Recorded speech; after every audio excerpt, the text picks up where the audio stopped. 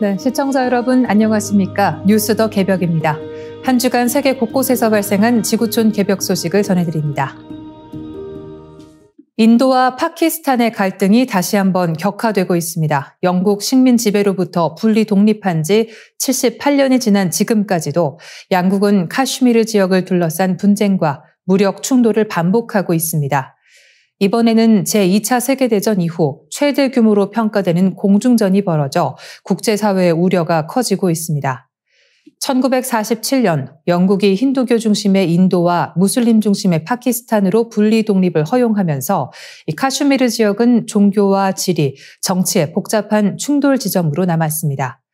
힌두교도였던 카슈미르의 왕 하리싱은 무슬림 다수 주민에도 불구하고 인도 편입을 택했으며 이에 파키스탄 민병대가 침공하면서 제1차 인도-파키스탄 전쟁이 촉발됐습니다.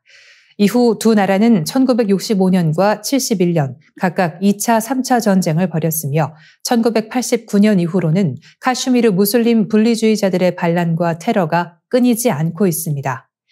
특히 2019년 인도 모디 정부가 카슈미르를 특별지휘에서 일반 연방령으로 전환하자 폭탄 테러로 인도군 40명이 사망하는 등 긴장이 고조됐습니다. 최근에도 인도 지배지역 카슈미르에서 26명이 숨진 공격을 계기로 인도가 신두루 작전을 단행하며 파키스탄 영토 내 무장 세력 지역을 타격했고 이에 대응한 파키스탄과의 대규모 공중전이 벌어졌습니다. 5월 8일 벌어진 공중전에는 양국 전투기 125대가 약 1시간 동안 충돌했으며 파키스탄은 프랑스산 라팔 전투기 3대를 포함해 인도 전투기 5대를 격추했다고 주장하고 있습니다. 인도는 공식 입장을 밝히지 않았으나 프랑스 고위 관계자도 라팔기 추락을 일부 인정했습니다. 파키스탄 측은 중국산 J-10C 전투기가 이번 작전에 투입됐다고 밝혔습니다. 현재 인도는 약 616대의 전투기를, 파키스탄은 387대를 보유 중입니다. 인도는 러시아제 Su-30MKI와 미그-29를 주력으로 운용하며 프랑스에서 도입한 라팔기도 보유하고 있습니다. 반면 파키스탄은 중국과의 협력을 통해 개발한 JF-17과 J-10C 그리고 미국산 F-16 등을 운용 중이나 F-16은 미국의 수출 제한 조건에 따라 운용에 제약이 있습니다. 한편 외신 워조는 현대 공중전은 단순한 기체 대결이 아니라 정찰, 전자전, 통합 전략의 싸움이라고 진단했습니다. 제2차 세계대전 이후 최대 규모 공중전으로 기록될 전망인 이번 사태는 단순한 국경 분쟁을 넘어 동아시아와 세계 안보 지형에 큰 파장을 예고하고 있습니다. 인공지능 기술의 확산이 이제 단순한 효율성 향상을 넘어 기업의 조직 구조와 노동 개념 자체를 근본적으로 바꾸고 있다는 분석이 나왔습니다. 미국 로스앤젤레스에서 열린 2025 밀컨 글로벌 컨퍼런스에서 주요 빅테크 기업들은 AI의 전방위적 영향력과 미래 전략을 공유했습니다. 로스앤젤레스에서 열린 AI 리더십 세션에는 구글, 마이크로소프트, 메타 등 글로벌 빅테크 AI 책임자들이 대거 참석했습니다. 이들은 AI가 기업의 전 부문을 연결하며 단순한 생산성 향상을 넘어 조직 패러다임을 전환시키고 있다고 강조했습니다. 메타의 클레라 씨 부사장은 AI는 기존처럼 부서별 기능을 높이는 기술이 아니라 마케팅, 영업, 고객 대응의 경계를 허물며 전통적인 부서 체제를 해체하고 있다고 말했습니다. 프랜시스 더수자 구글 클라우드 최고 운영 책임자는 현재 구글의 코딩 중 30% 이상을 AI가 수행하고 있다며 대기업들이 AI 도입을 선도하고 있다고 밝혔습니다. 회계법인 PwC의 맷 우드 책임자는 전사적으로 90% 이상의 팀이 AI 프로젝트를 진행 중이며 약 220만 건의 작업이 AI 에이전트에 의해 자동화되고 있다고 전했습니다. AI는 비용 구조 변화와 노동 재배치, 나아가 초경량, 고성장 기업의 출현도 가능하게 하고 있습니다. 더수자 COO는 10명 이하 인력으로 수십억 달러, 한화, 조 단위 가치의 기업이 나올 수 있다고 전망했습니다. 마이크로소프트의 아파르나 첸나 프라가다 CPO는 AI는 수요 과잉과 노동 생산성 한계를 동시에 극복할 수 있는 수단이라며 향후 직원들은 AI팀을 이끄는 디렉터로 전환될 것이라고 강조했습니다. 그는 조직원 모두가 아인슈타인을 비서로 두고 있는 시대가 왔다고 덧붙였습니다. AI는 복지 분야에서도 영향력을 확대하고 있습니다. 스라이브 글로벌의 아리아나 허핑턴 CEO는 AI 건강 코치가 의료비 절감과 생산성 향상을 동시에 실현할 수 있다고 말했습니다. 하지만 AI의 부작용에 대한 우려도 나왔습니다. 메타의 시 부사장은 데이터 보안, 허위 정보, 차별, 인력 대체, 기술 격차를 AI의 5대 리스크로 지적하며 인간 중심 원칙이 반드시 반영되어야 한다고 강조했습니다. 허핑턴 CEO 역시 AI가 인간다움을 약화시키는 방향으로 흘러선 안 된다며 공감과 지혜, 사랑 등 인간 고유의 가치를 지켜야 한다고 밝혔습니다. 첸나 프라가다 CPO는 미래는 이미 도착했지만 고르게 분포되지 않았을 뿐이라며 AI 전환을 선도하는 기업만이 시장의 주도권을 줄 수 있다고 전망했습니다. 미국의 대도시들이 매년 수밀리미터씩 서서히 가라앉고 있다는 충격적인 연구 결과가 나왔습니다. 우주과학 매체 스페이스닷컴은 5월 8일 미국 버지니아 공과대학교 연구진의 발표를 인용해 이같이 보도했습니다. 연구진은 인공위성 기반의 고해상도 레이더 기술을 활용해 뉴욕과 시카고, 댈러스, 덴버 등 인구 밀집 지역 26곳의 집안 침하 속도를 측정했습니다. 결과는 놀라웠습니다. 조사 대상 도시 중 최소 20% 그리고 25개 도시 가운데 무려 65% 이상이 매년 2에서 10mm씩 가라앉고 있는 것으로 나타났습니다. 해당 연구는 국제학술지 네이처 시티즈에 게재됐습니다. 특히 텍사스 지역의 침하 속도는 전국 평균을 크게 웃돌았습니다. 휴스턴은 도시 면적의 40%가 연간 5mm 이상, 그리고 12%는 무려 10mm 이상 침하되고 있는 것으로 분석됐습니다. 주요 저자인 버지니아 공대 대학원생 레너드 오헨헤는 성명을 통해 집안이 조금만 내려앉아도 시간이 지나면서 건물과 도로, 교량 등 도시 인프라에 심각한 손상을 초래할 수 있다고 경고했습니다. 집안 침하는 전 세계적으로 자연적인 지질 활동의 일부이기도 하지만 이번 연구는 미국 도시의 침하 원인 중 80%가 인간 활동, 특히 무분별한 지하수 사용에서 비롯된 것이라고 분석했습니다. 도시화가 진전될수록 이 문제는 더욱 심각해질 수 있다는 설명입니다. 내륙 도시 역시 침하에서 자유롭지 않습니다. 기후 변화로 인한 해수면 상승이 해안 도시만의 위협으로 여겨져 왔지만 연구진은 침하로 인해 내륙 도시에서도 홍수 위험이 급격히 증가할 수 있다고 밝혔습니다. 불균형한 집안 침하는 도시 기반 시설 전체의 안정성을 무너뜨릴 수 있다는 지적입니다. 지구 관측 혁신연구소의 마누쉐르 시르자에이 부교수는 인프라 손상은 겉으로 드러나기까지 시간이 걸리며 막대한 피해가 발생한 뒤에야 인식되는 경우가 많다고 강조했습니다. 연구진은 침하를 완전히 막을 수는 없지만 지하수 관리 정책을 개선하고 집안 침하를 실시간으로 감시하며 기반 시설의 복원력을 강화하는 것이 그 대안이 될 수 있다고 제안했습니다. 북한이 러시아에 제공한 240mm 방사포의 실사격 장면이 처음으로 공개됐습니다. 이 방사포는 서울 불바다 위협의 상징으로 알려진 무기인데요. 우크라이나 전장에서 북한 무기가 실제로 사용되는 모습이 포착되면서 동북아 안보 우려가 다시 고조되고 있습니다. 북한이 러시아군에 넘긴 240mm 방사포의 실사격 장면이 최초로 영상으로 확인됐습니다. 이 방사포는 서울을 겨냥한 북한 장사정포의 핵심 전력으로 서울 불바다 발언의 실체로도 자주 언급돼 왔습니다. 5월 7일 우크라이나 측 텔레그램 채널과 X, 옛 트위터의 스페셜 헤르손 캣은 16초 분량의 짧은 영상을 공개했습니다. 이 영상에는 도로에 정차한 북한제 240mm 방사포가 발사관을 들어 올린 뒤 약 1초 간격으로 로켓 2발을 연속 발사하는 장면이 담겼습니다. 발사와 동시에 발생한 굉음과 포연은 전투 상황의 긴박함을 생생하게 보여줍니다. 240mm 방사포는 최대 22연장 장착이 가능한 다연장 로켓포로 로켓을 짧은 시간 내 대량 발사할 수 있는 특징이 있습니다. 북한은 이 무기를 약 200문가량 수도권 인접 지역에 실전 배치해 두었으며 군 당국은 전쟁 발발 시 이들 장사정포로 1시간 내 최대 1만 6천 발의 포탄이 서울 수도권에 퍼부어질 수 있다고 보고 있습니다. 이는 북한이 1990년대부터 반복해온 서울 불바다 위협의 실체적 근거로 지목됩니다. 미국 전략국제문제연구소 CSIS는 이 방사포에 대해 서울을 위협하는 북한의 핵심 무기 중 하나라며 발사 속도가 매우 빨라 요격이 어려운 위협적인 전력이라고 분석했습니다. 한편 북한은 러시아 우크라이나 전쟁에 무기뿐 아니라 병력도 지속적으로 지원하고 있는 것으로 알려졌습니다.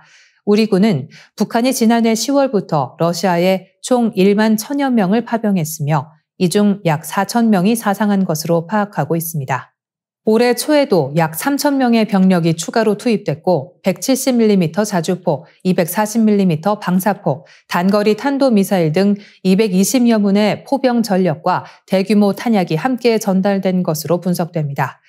북한 무기의 실전 사용 장면은 한반도 정세에 강력한 경고 신호를 주고 있습니다. 특히 서울 불바다라는 위협이 단지 수사적 공세가 아니라 실제 무력 운용과 직결될 수 있다는 사실은 우리 군의 대응 체계 전반에 대한 재검토를 촉구하는 계기가 되고 있습니다. 가천대학교의 이기려 총장, 올해 93세입니다. 그런데 최근 공개된 학교 홍보 영상에 등장한 이 총장이 동안 외모로 온라인상에서 큰 화제를 모으고 있습니다. 지난 4월 14일 가천대 공식 유튜브 채널에 게시된 홍보 영상에서 이 총장은 허리를 꼿꼿하게 세운 채 바른 자세로 등장했습니다. 그는 우리가 살아갈 인공지능과 플랫폼 시대는 문턱도 울타리도 없는 것이 특징이라며 가천대학교가 그중 최고의 플랫폼 대학이 되겠다고 밝혔습니다. 학생들과 마주 앉아 미소를 지으며 대화하는 모습도 함께 담겼습니다. 영상 속 이 총장의 풍성한 머리숱, 매끈한 피부, 또렷한 눈빛이 공개되자 각종 온라인 커뮤니티에는 93세 맞냐, 뱀파이어설 등장, 세월과 맞짱 뜬 이기려, 50대라고 해도 믿을 듯이라는 반응이 쏟아졌습니다. 일부 네티즌은 재력과 총명함, 자기 관리의 모든 걸 갖춘 여성의 끝판왕이라며 찬사를 보냈습니다. 이기려 총장은 1932년 전북 군산에서 태어나 서울대 의대를 졸업한 후 1958년 인천의 산부인과를 개원했습니다. 이후 1978년 국내 여의사 최초로 의료법인을 설립하며 길병원을 세웠고 현재는 의료, 교육, 문화, 언론을 아우르는 가천길재단을 이끌고 있습니다. 그의 젊음을 유지하는 비결도 다시 주목받고 있습니다. 이 총장은 물을 하루에 1.5리터 이상 마시고 스트레스를 받지 않으며 커피보다 차를 즐긴다고 밝혀왔습니다. 최근 중앙일보 인터뷰에서는 화장품은 따로 없지만 10년 이상 병원 피부과에서 레이저 시술을 받고 있다고 전했습니다. 이 총장은 91세였던 2023년에도 싸이의 말춤을 추며 축제 현장에서 학생들과 호흡해 큰 반향을 일으킨 바 있습니다. 당시 그의 모습은 가천대 유튜브 채널에서 6일 만에 100만 조회를 넘기며 화제를 모았습니다. 한편 가천대는 최근 서순민 교수와 학생 홍보대사들이 함께한 지드래곤의 투베드 쇼폼 영상이 단 하루 만에 100만 조회수를 돌파하며 또 한 번 온라인을 뜨겁게 달구고 있습니다.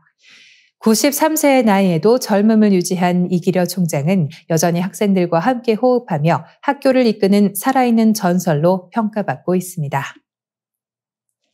튀르키예 동부의 한 마을에서 벌어진 대규모 마약 소각 행사가 전례 없는 사태로 이어졌습니다. 경찰이 압수한 대마초를 태우는 과정에서 발생한 연기가 마을 전체로 퍼지며 주민 수천 명이 비자발적인 환각 상태를 겪는 집단 중독 사태가 발생한 것입니다. 사건은 지난 4월 18일 디아르 바키루주 리체 지역에서 벌어졌습니다.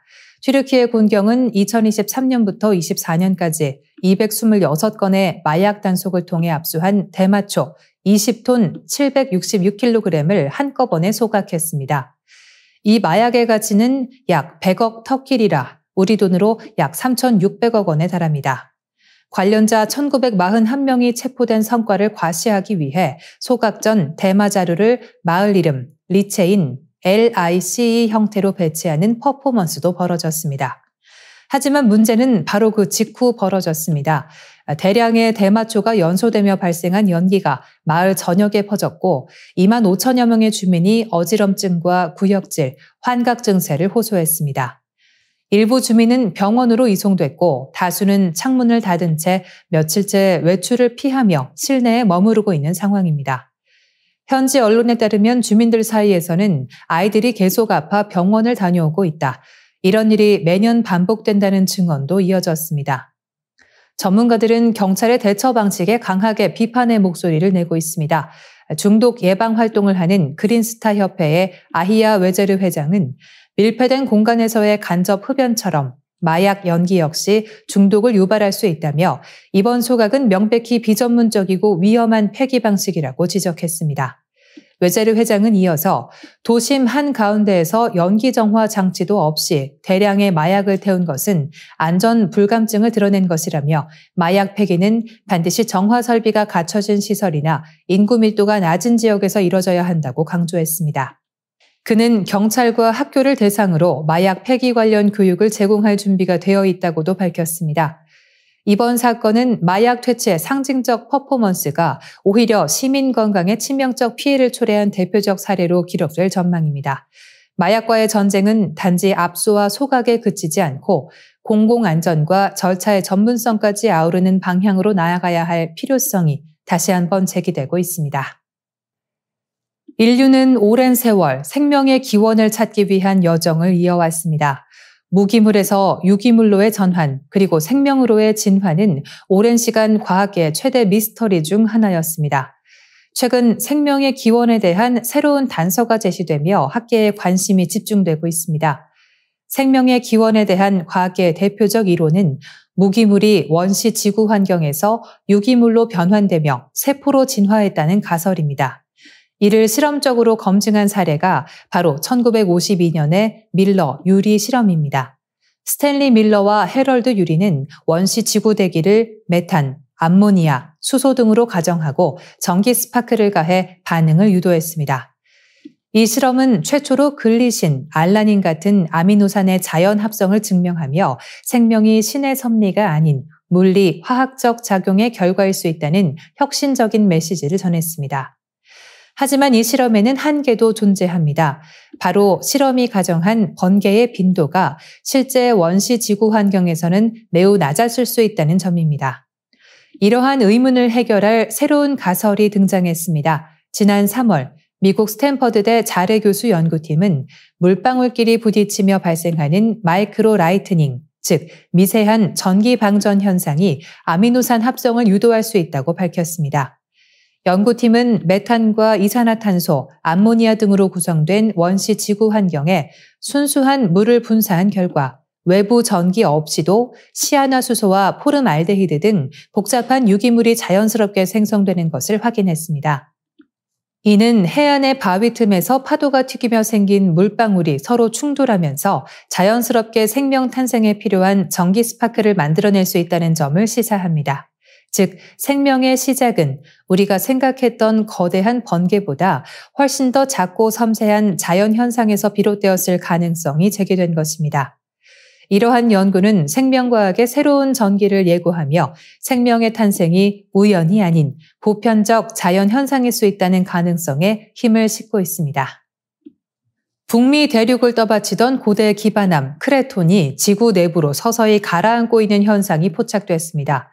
세계적으로 가장 안정된 지질 구조로 여겨졌던 크레톤이 예상보다 훨씬 역동적인 변화를 겪고 있다는 사실이 밝혀지며 지질학에 큰 반향을 일으키고 있습니다. 이 같은 내용은 최근 학술지 네이처 지오사이언스에 실린 연구 결과로 확인됐습니다. 연구진은 미국 중서부 지역 지하에 위치한 크레톤 뿌리 일부가 마치 지질학적 물방울처럼 지구 멘틀 속으로 천천히 침강하고 있다고 발표했습니다. 이 과정에서 주변의 고대 암석이 수평으로 이동하며 깔때기 형태의 구조가 형성되고 있는 것으로 나타났습니다.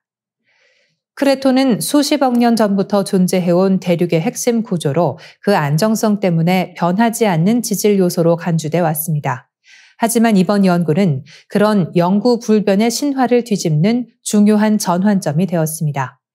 연구의 주 저자인 미국 지구 물리학자 쥔린 후아 박사는 이 침강은 지구 멘틀 내부의 복잡한 대류와 과거의 판구조 운동 결과로 해석된다며 대륙 뿌리도 시간의 흐름 속에서 점차 변형되고 있음을 시사한다고 밝혔습니다. 침강의 핵심 원인으로는 고대 태평양판의 일부였던 페럴론판의 장기적인 섭입작용이 지목됩니다. 이 판은 북미 대륙 아래로 2억 년 이상 미끄러져 들어가면서 휘발성 물질과 마그마를 공급했고 결국 크레톤 하부를 약화시킨 것으로 분석됩니다. 이번 연구는 미 대륙 전역에 설치된 지진계 네트워크 얼스스코프에서 수집된 데이터를 바탕으로 고해상도 전체 파형 지진 단층 촬영 기법을 활용해 진행됐습니다. 이를 통해 지하 수백 킬로미터 깊이의 구조까지 정밀하게 시각화할 수 있었으며 과거 북중국 크레톤의 붕괴 사례와 유사한 변형 양상을 북미에서도 실시간으로 포착할 수 있었습니다. 특히 이번 연구는 크레톤 붕괴가 과거의 일이 아니라 지금 이 순간에도 진행 중인 현재 진행형 현상이라는 점을 강조하며 학계에 충격을 주고 있습니다. 이는 지질학자들에게는 드물게 제공되는 실시간 지각 변화 관측 기회를 의미하기도 합니다.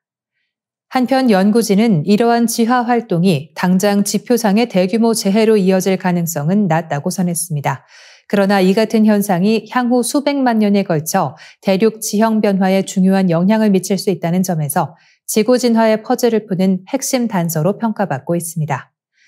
텍사스 대학교 오스틴 캠퍼스의 베커 교수는 우리가 밟고 사는 땅조차도 지구 내부의 느리지만 강력한 힘에 의해 끊임없이 재편되고 있다며 이번 발견은 대륙 형성과 재활용의 긴 지구 역사를 이해하는 데 결정적 실마리를 제공한다고 말했습니다. 이번 연구 결과는 대륙의 영원한 안정성이라는 통념을 깨뜨리며 지구 내부에서 벌어지는 장대한 변화를 새로운 시각으로 바라보게 합니다. 스타크래프트가 다시금 젊은 세대의 놀이터로 부활하고 있습니다. 1998년 출시 이후 20년 넘게 사랑받아온 이 전설적인 게임은 이제 새로운 해석과 함께 더욱 깊이 있는 분석의 장으로 들어서고 있습니다. 특히 동양 철학의 음양오행으로 바라본 스타크래프트의 새 종족 해석은 놀라운 통찰을 전해주고 있습니다. 1998년 출시된 스타크래프트 1은 2025년 현재도 여전히 수많은 팬층을 확보하며 국민 게임의 위상을 이어가고 있습니다. 특히 한국에서는 국민 민속놀이라는 별칭이 붙을 정도로 오랜 시간 PC방과 온라인에서 사랑받아 왔습니다. 리마스터 버전의 출시 이후 복귀 유저와 신규 게이머들이 대거 유입되며 스타 유튜버들을 중심으로 제2의 전성기를 누리고 있습니다. 그 중심에는 유튜버들과 각종 빨무 콘텐츠 제작자들이 있습니다. 이들은 실시간 하이라이트, 유즈맵 소개, AI 대전 등 다양한 콘텐츠를 통해 수십만에서 수백만 뷰를 기록하며 새로운 e스포츠 문화를 이끌고 있습니다. 최근엔 동양 철학자들이 스타크래프트의 새 종족을 음양오행 이론으로 해석한 분석이 주목받고 있습니다. 인간 종족인 테라는 목, 화, 괴물 종족인 저그는 화, 토, 외계 종족인 프로토스는 금, 수로 규정되며 스타크래프트는 세 종족이 싸우는 삼국지로 재해석됩니다. 테라는 다른 종족에 비해 건물을 많이 짓는데 건축은 오행에서 목에 배속됩니다. 마리는 총을 쏘는데 스팀팩 모드에서 강력하게 발사하는 모습이 목기운과 부합합니다. 보병 중에서 특히 파벳은 화염 방사기를 쓰는데 이 역시 목생화하는 원리입니다. 시즈 탱크 역시 긴 사거리와 폭발적인 파괴력이 목생화의 이치로 해석 가능합니다. 특히 테란이 한국 유저들에 의해 강종으로 거듭났다는 점은 한국의 정역 팔괘상 간방, 즉 동방 목기운과 맞물린다는 설명입니다. 저그는 흙과 불의 기운을 상징합니다. 땅벌레 같은 유닛 구성과 빠른 병력 생성은 토의 무성함을 보여주며 붉은색 공중 유닛의 등장은 화의 상승 기운과 연결됩니다. 크립을 통해 흙을 넓혀가는 저그의 특성도 토의 본질과 일맥상통합니다. 프로토스는 금과 수의 기운을 지닌 외계 종족으로 해석됩니다. 기본 디자인이 금 기운을 상징하듯 흰색이 바탕이고 수의 푸른색 물기운처럼 워프를 통한 공간 이동, 하이템플러의 푸른 번개 공격 등이 있으며 강철 갑옷을 입은 질럿 등은 모두 금과 수의 상징입니다. 동양 철학자들은 이처럼 음양오행적 조화와 삼국지적 구도가 스타크래프트의 인기 비결 중 하나라고 분석합니다. 오랜 시간이 흘러도 여전히 균형과 전략을 통한 승부가 중심이 되는 게임이라는 점에서 스타크래프트는 단순한 레트로 게임을 넘어 문화와 철학이 녹아든 현대판 디지털 놀이로 자리매김하고 있습니다. 국내 연구진이 나이가 들수록 나타나는 근육 약화와 운동 기능 저하가 근육 자체가 아닌 뇌에서 시작된다는 사실을 과학적으로 규명했습니다. 이번 연구는 근감소증의 원인을 뇌신경계에서 찾고 이를 통한 항노화 치료 전략으로 이어질 수 있다는 점에서 주목받고 있습니다. 한국연구재단은 경북대학교 김삼룡, 이준영 교수, 남영표 김세환 박사, 그리고 한국뇌연구원의 김재광 선임연구원이 참여한 공동연구팀이 노화에 따른 근육량 감소가 중뇌의 흑질, 선조체 도파민 신경계 기능 저하에서 비롯된다는 사실을 밝혀냈다고 5월 13일 발표했습니다. 흑질, 선조체 도파민 신경계는 뇌에서 운동을 조절하는 핵심 회로로 노화에 매우 민감한 영역으로 알려져 있습니다. 그동안 이 신경계와 운동 능력 사이의 연관성은 주목받아 왔으나 이를 근감소증 예방이나 항노화 치료에 연결지으려는 시도는 거의 없었습니다. 연구진은 노령 생쥐 모델을 이용해 도파민 신경세포 내에 항노화 인자인 시르토인3의 발현이 노화에 따라 감소한다는 점을 확인했습니다. 시르토인3는 포유류에서 노화 억제와 에너지 대사 조절에 관여하는 단백질로 알려져 있습니다. 이에 따라 연구팀은 도파민 신경세포 내 시르토인3의 발현을 유도하는 유전자를 주입했고 그 결과 미토콘드리아 기능이 활성화됐으며 노화 표지 단백질인 P16, INK4A의 발현이 줄어든 것을 확인했습니다. 이러한 변화를 보인 생쥐를 대상으로 한 운동기능 평가에서는 근육량 유지와 함께 운동 능력 저하가 현저히 완화됐으며 신경과 근육이 만나는 신경 근접합부의 구조도 안정적으로 보존된 것으로 나타났습니다.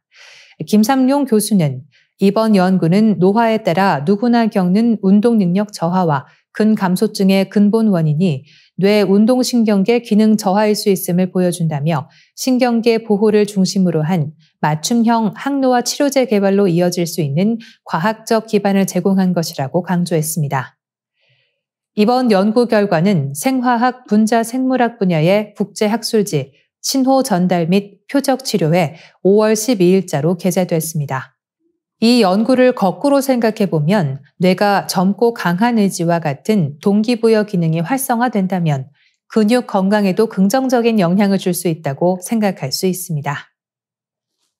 화성 지표면 아래 상상 이상의 바다가 숨겨져 있을 가능성이 제기됐습니다. 미 항공우주국 나사의 인사이트호가 포착한 화성 지진 데이터를 분석한 결과 화성 내부 암서층 깊은 곳에 액체 상태의 물이 존재할 수 있다는 연구 결과가 나왔습니다. 5월 12일 과학 전문 매체 라이브 사이언스는 국제학술지 내셔널 사이언스 리뷰에 실린 최신 논문을 인용해 이 같은 사실을 보도했습니다. 이번 연구는 나사 인사이트호가 수집한 지진파 데이터를 기반으로 합니다.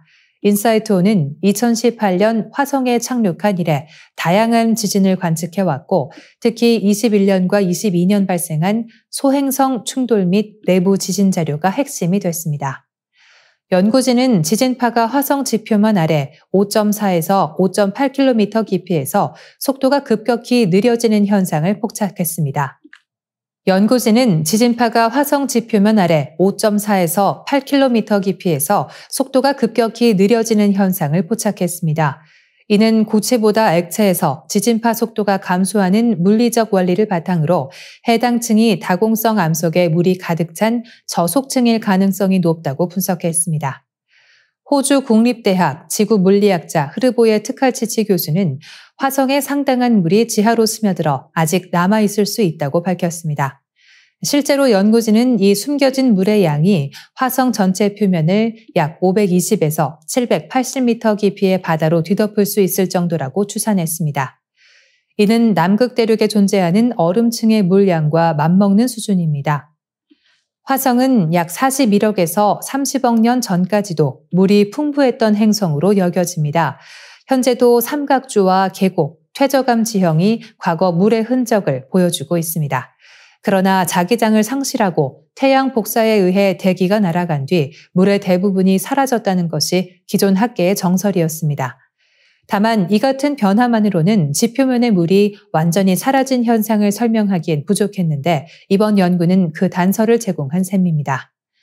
공동 저자인 웨이지아 선 교수는 이 저속층은 포화된 스펀지처럼 다공성 암석이 물로 가득 차 있는 상태일 가능성이 높다고 설명했습니다.